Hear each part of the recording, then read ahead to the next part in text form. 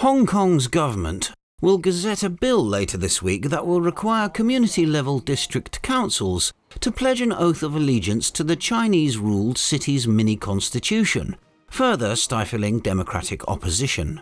Secretary for Mainland and Constitutional Affairs Eric Tsang said politicians deemed insincere would be blocked from office, releasing details of the bill a day after a senior official in China's cabinet said provisions should be made to ensure Patriots were running Hong Kong.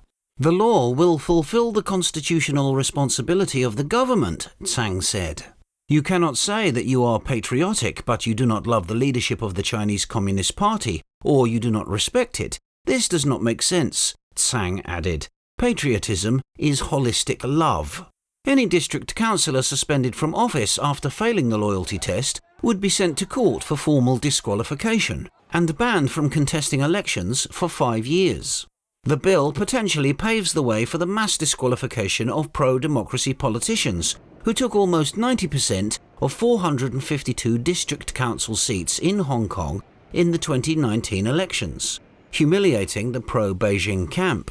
While district councils decide little beyond community-level issues such as garbage collection and bus stops, Beijing and Hong Kong authorities are determined that all public institutions in the city must be run by people loyal to Beijing.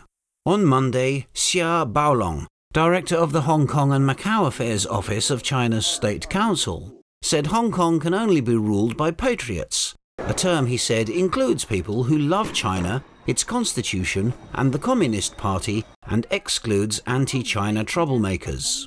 Hong Kong's chief executive Carrie Lam endorsed Beijing's stance on Tuesday, saying the changes were needed to stop hatred of China and sustain the one country, two systems governance model for the Asian financial hub.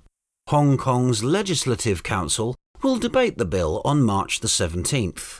Before that, China's parliament will convene from March the 5th and is expected to impose a series of electoral changes on Hong Kong, which critics say would strengthen the authoritarian turn taken in the city following the imposition of a sweeping national security law in June 2020.